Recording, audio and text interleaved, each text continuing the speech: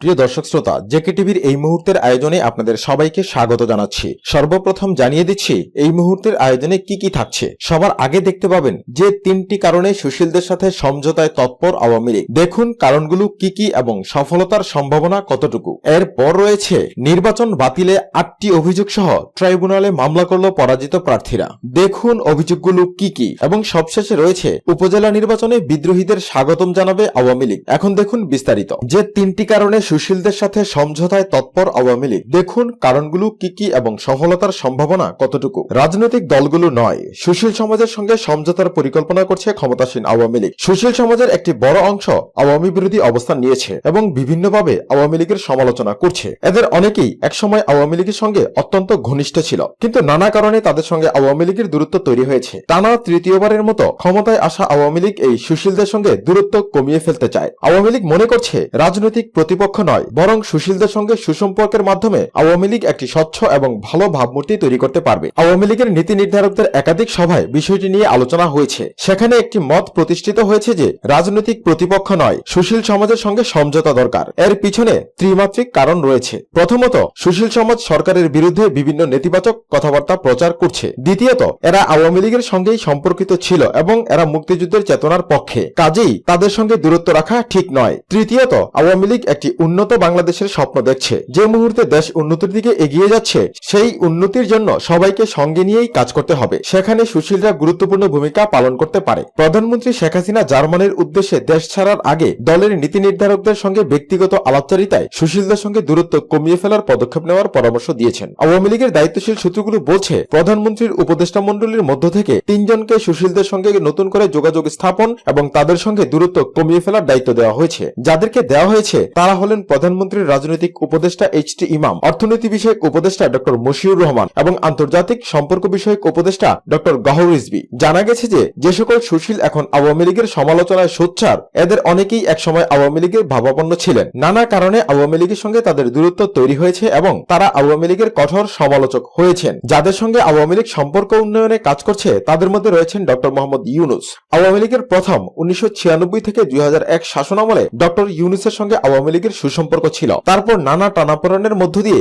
সম্পর্কের অবনতি ঘটে। মার্কিন দূতাবাস, ইউরোপীয় ইউনিয়নের মাধ্যমে ডক্টর ইউনুস নিজেই সরকারের সঙ্গে সম্পর্ক নতুন করে গড়তে চান। এ ব্যাপারে আলোচনা অনেক দূর এগিয়েছে। উভয় পক্ষের মধ্যে একটি সমঝোতা হলে প্রধানমন্ত্রী শেখ হাসিনার সঙ্গে ডক্টর ইউনুসের একটি সাক্ষাৎ হতে পারে। আওয়ামী লীগ মনে করছে ডক্টর মোহাম্মদ ইউনুস আন্তর্জাতিক পরিমণ্ডলে আওয়ামী লীগের ইমেজ পরিপন্থী নানা রকম বক্তব্য রাখছেন। যেহেতু ডক্টর মোহাম্মদ ইউনুসের আন্তর্জাতিক পরিমণ্ডলে একটা গ্রহণযোগ্যতা রয়েছে, সেজন্য তার এসব বক্তব্য সরকারের ভাবমূর্তির জন্য ক্ষতিকর। এজন্য তারা মনে করেন ডক্টর মোহাম্মদ ইউনুসের সঙ্গে একটি সমঝোতা হওয়া দরকার। এই সমঝোতার অগ্রগতির জন্য একটি বড় বিষয় হলো গ্রামীণ ব্যাংক। ডক্টর ইউনুসকে গ্রামীণ ব্যাংকের প্রধান উপদেষ্টা বা অন্য কোনো সম্মানীয় পদে বসিয়ে একটি আপোষ রফার উদ্যোগ নেওয়া হয়েছে। সিপিডির বিশেষ ফেলো ডক্টর দেবপ্রিয় ভট্টাচার্য আওয়ামী লীগের ঘরানার বুদ্ধিজীবী ছিলেন। সোভিয়েত ইউনিয়ন থেকে অর্থনীতিতে ডিগ্রি নেওয়া এই অর্থনীতিবিদের মা 1996 সালে আওয়ামী লীগের আমলে সংরক্ষিত আসনের এমপি ছিলেন। ডক্টর দেবপ্রিয়র বাবা মুক্তিযুদ্ধের পক্ষের একজন আইনজীবী হিসেবে সুপ্রিম কোর্টে পরিচিত ছিলেন। সরকারের বিভিন্ন অর্থনৈতিক নীতি এবং কৌশলে তীব্র সমালোচক ডক্টর দেবপ্রিয় ভট্টাচার্য। তিনি বিভিন্ন গবেষণার প্রকারান্তরে আওয়ামী লীগের রাষ্ট্র পরিচালনার অবস্থানকে প্রশ্নবিদ্ধ করছেন। তার সঙ্গেও আওয়ামী লীগ একটি সুসম্পর্ক গড়ে তুলতে চায়। আওয়ামী লীগের একটি সূত্র বলছে, প্রধানমন্ত্রীর উপদেষ্টা ডক্টর মশিউর রহমান ইতিমধ্যে ডক্টর দেবপ্রিয় ভট্টাচার্যের সঙ্গে একাধিক বৈঠক করেছে। সরকারের টেকসই উন্নয়ন লক্ষ্যমাত্রা অর্জনে ডক্টর দেবপ্রিয় ভট্টাচার্যকে কিভাবে কাজে লাগানো যায় সেটা নিয়ে আলাপ হচ্ছে। সরকারের কট্টর সমালোচকদের মধ্যে একটি হলো ট্রান্সপারেন্সি ইন্টারন্যাশনাল বা টিআইবি। টিআইবির সাম্প্রতিক সময়ের বিভিন্ন রিপোর্টে সরকারের বিভিন্ন দুর্নীতির কথা বলেছে। নির্বাচন নিয়েও তারা একটি নেতিবাচক রিপোর্ট প্রকাশ করেছে। আওয়ামী লীগের একটি সূত্র বলছে, টিআইবির সঙ্গে বিরোধে না জড়িয়ে তাদের সঙ্গে সম্পর্ক উন্নয়নের জন্য সরকার আগ্রহী হয়েছে। দুর্নীতি দমন কমিশন ইতিমধ্যে টিআইবির সঙ্গে কিছু কাজ করেছে। টিআইবির চেয়ারম্যান ডক্টর সুলতানা কামালের সঙ্গে সমঝোতার জন্য ডক্টর গওহর রিজভীকে দায়িত্ব দেওয়া হয়েছে। সুলতানা কামাল ঐতিহাসিকভাবেই আওয়ামী লীগ ঘরানার একজন বুদ্ধিজীবী হিসেবে পরিচিত। তার মা বেগম সুফিয়া কামাল আওয়ামী লীগের কঠিন সময়ের একজন শুভাকাঙ্ক্ষী ছিলেন। যুদ্ধাপরাধীদের বিচারের ক্ষেত্রেও তার বলিষ্ঠ ভূমিকা ছিল। কাজেই টিআইবি এবং সুলতানা কামালের সঙ্গেও আওয়ামী লীগ একটি ঘনিষ্ঠ সম্পর্ক তৈরি করতে চায়। এছাড়া প্রভাবশালী কিছু মিডিয়া হাউসের সঙ্গে আওয়ামী লীগের সম্পর্কের টানাপোড়েন যাচ্ছে। তাদের সঙ্গে সম্পর্ক উন্নয়নেও আওয়ামী লীগ পদক্ষেপ নেবে বলে জানা গেছে। গণমাধ্যমে যারা সরকারের সমালোচক, সরকারের নেতিবাচক বিষয়গুলো যারা বেশি প্রচার করে থাকে, তাদের সঙ্গে যোগাযোগ বৃদ্ধি এবং আলাপ আলোচনার জন্য ডক্টর গওহর রিজভীকে দায়িত্ব দেওয়া হয়েছে। 1975 সালের 15ই আগস্টের পর 1996 সাল পর্যন্ত আওয়ামী লীগের সবচেয়ে বড় মিত্র ছিল দেশের সুশীল সমাজ এবং বুদ্ধিজীবীরা। তারা মুক্তিযুদ্ধের চেতনায় বিশ্বাসী ছিল এবং স্বাধীনতা বিরোধী ও যুদ্ধাপরাধীদের বিরুদ্ধে সোচ্চার ছিল। সেই সুশীল বুদ্ধিজীবীরাই যখন আওয়ামী লীগের সমালোচক হয়েছে, তখন সেটা আওয়ামী লীগের জন্য ইতিবাচক নয় বলে আওয়ামী লীগের একটি অংশ মনে করছে। টানা তৃতীয় মেয়াদে সরকার গঠন করে যখন ঐক্যমত্যের ভিত্তিতে দেশ পরিচালনা করার কথা বলছে আওয়ামী লীগ, তখন আওয়ামী লীগ চাচ্ছে এরকম যারা দূরে সরে গেছেন, নানা অভিমান করে সরকারের সমালোচনা করছেন, তাদের কাছে নিয়ে এসে সরকারের বিভিন্ন উন্নয়ন অভিযাত্রায় প্রত্যক্ষ বা পরোক্ষভাবে সংযুক্ত করতে। এখন দেখুন, নির্বাচন বাতিলে 8টি অভিযোগ সহ ট্রাইব্যুনালে মামলা করল পরাজিত প্রার্থীরা। দেখুন অভিযোগগুলো কি কি। একাদশ জাতীয় সংসদ নির্বাচনে অনিয়ম এবং দুর্নীতির মাধ্যমে ভোট জালিয়াতি, কারচুপি, মৃত ব্যক্তির নামে ভোট দেওয়া এবং কেন্দ্র থেকে এজেন্ট বের করে দেওয়া সহ বেশ কিছু যুক্তিতে মামলা করা হয়েছে। হাইকোর্টের নির্ধারিত নির্বাচনী ট্রাইব্যুনালে দেশের বিভিন্ন আসনের পরাজিত অন্তত 80 জন প্রার্থী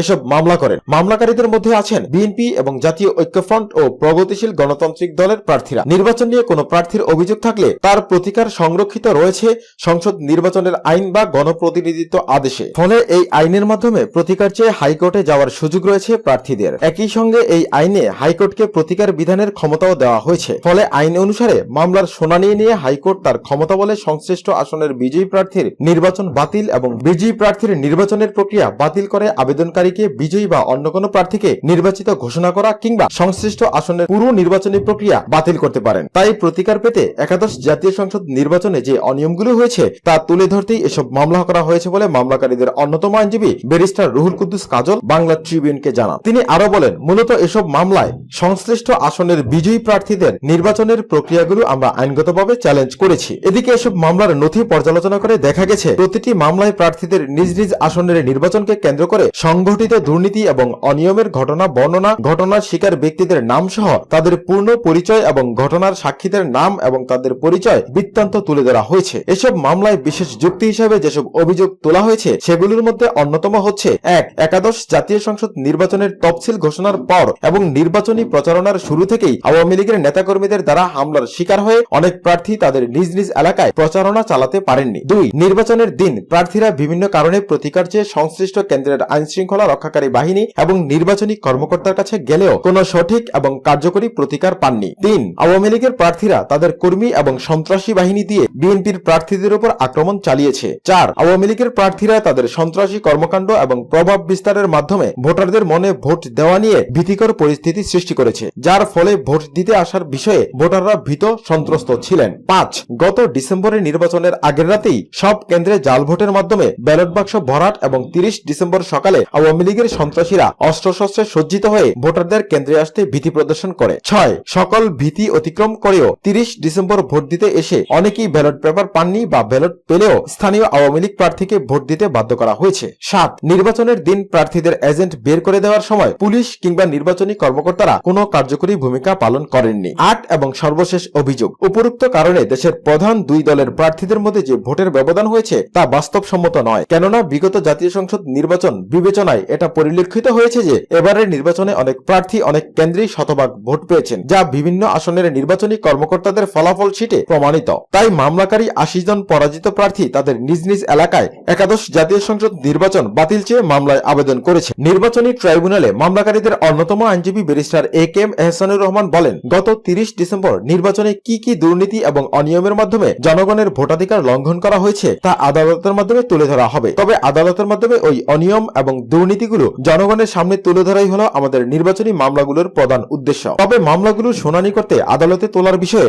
এখনো কোনো সিদ্ধান্ত হয়নি বলে জানা গেছে। খুব শীঘ্রই মামলাকারীদের সকল আইনজীবী এ বিষয়ে একসঙ্গে বসে কে কোন মামলা পরিচালনা করবেন সে বিষয়ে সিদ্ধান্ত নেবেন বলেও আইনজীবীদের বিভিন্ন সূত্রে জানা গেছে। নির্বাচনী এসব মামলায় অনেক মৃত ভোটারদের নামে ভোট দেওয়ার প্রমাণ তুলে ধরা হয়েছে বলে জানিয়েছেন আইনজীবী সগির হোসেন লিওন। তিনি বলেন, মামলাগুলোকে আমরা সংশ্লিষ্ট আসনের বিজয়ী প্রার্থীর নির্বাচন পুরোপুরিভাবে অবৈধ ঘোষণার আবেদন জানিয়েছি। মামলা সংক্রান্ত অনেক প্রমাণাদি আমাদের কাছে রয়েছে, যা মামলার শুনানিতে আমরা আদালতের সামনে তুলে ধরব। সবশেষে দেখুন, উপজেলা নির্বাচনে বিদ্রোহীদের স্বাগতম জানাবে আওয়ামী লীগ। উপজেলা নির্বাচনের চেয়ারম্যান পদে প্রথম ধাপে 87 এবং দ্বিতীয় ধাপে 122 জন মনোনীত প্রার্থীর তালিকা প্রকাশ করেছে আওয়ামী লীগ। উপজেলায় ভাইস চেয়ারম্যান এবং মহিলা ভাইস চেয়ারম্যান পদের জন্য কোনো একক প্রার্থী আওয়ামী লীগ দেয়নি। এই দুটি পদ উন্মুক্ত করে দিয়েছে দলটি। তবে চেয়ারম্যান পদের জন্য আওয়ামী লীগ যাদেরকে মনোনয়ন দিয়েছে এর বাইরেও আওয়ামী লীগের কেউ যদি চেয়ারম্যান পদে নির্বাচন করতে চায় তাদেরকে বাধা দেবে না আওয়ামী লীগ। দলটির শীর্ষস্থানীয় নেতারা এই সিদ্ধান্ত অংশগ্রহণ করেছে। এর প্রধান কারণ হলো যেহেতু এই নির্বাচনে বিএনপি অংশগ্রহণ করছে না, তাই নির্বাচন যেন প্রতিদ্বন্দ্বিতাপূর্ণ হয়, সেজন্য আওয়ামী লীগ তাদের দলের যারা নির্বাচনে প্রতিদ্বন্দ্বিতা করতে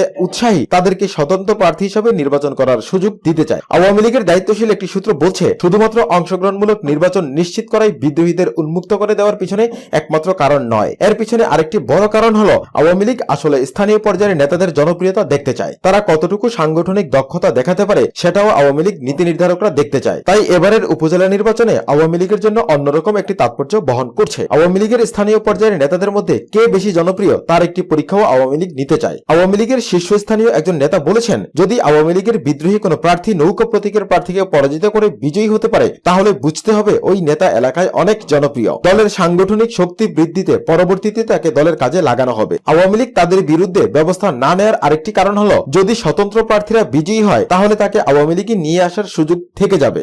এর ফলে একটি অবাধ, সুষ্ঠু, নিরপেক্ষ এবং একটি প্রতিদ্বন্দ্বিতাপূর্ণ নির্বাচন হবে। আওয়ামী লীগের মনোনয়ন চেয়ে যারা উপজেলা চেয়ারম্যানের মনোনয়ন পেয়েছেন বা পাননি, ক্ষমতাসীন দলের নেতাকর্মী হিসেবে উভয়ের সঙ্গেই প্রশাসন এবং আইন প্রয়োগকারী সংস্থার একটি সখ্যতা তৈরি হয়েছে। তাই যারা মনোনয়ন পেয়েছেন তারাই যে শুধু প্রশাসন এবং আইন প্রয়োগকারী সংস্থার সহযোগিতা পাবেন সেরকম কোনো সুযোগ এক্ষেত্রে থাকবে না। শুধু প্রশাসন এবং আইন প্রয়োগকারী সংস্থার মাধ্যমে সাহায্য নিয়ে নির্বাচনের ফলাফল নিজের পক্ষে আনা কষ্টসাধ্য হবে। এখানে বিদ্রোহী এবং স্বতন্ত্র প্রার্থীও সমান সুযোগ সুবিধা পাবে। আওয়ামী লীগের একটি পক্ষ মনে করে এর মাধ্যমে আওয়ামী লীগের আভ্যন্তরীণ কোন্দল এবং দ্বন্দ্ব বেড়ে যেতে পারে। যারা স্বতন্ত্র হয়ে দাঁড়াবেন তারা আওয়ামী লীগের একটি অংশকে নিয়েই প্রতিদ্বন্দ্বিতা করবেন। সেক্ষেত্রে উপজেলা নির্বাচনে একটি বিভক্ত আওয়ামী লীগের দেখা মিলতে পারে। তবে আওয়ামী লীগের নীতি নির্ধারকরা এ ধরনের আশঙ্কা নাকচ করে দিয়ে বলেছেন, আওয়ামী লীগ একটি বড় রাজনৈতিক দল। দলীয় কোন্দল আওয়ামী লীগের একটি সার্বক্ষণিক বিষয়। এটি আওয়ামী লীগের রাজনীতির সঙ্গে ওতপ্রোতভাবে জড়িয়ে আছে। আওয়ামী লীগ তখনই ঐক্যবদ্ধ হয় যখন আওয়ামী লীগ দুঃসময়ের মুখোমুখি হয়। বরং এ ধরনের সুযোগ দিলে তৃণমূল পর্যায়ে নেতৃত্বের চর্চা হবে, সবাই জনগণের কাছে যাওয়ার সুযোগ পাবে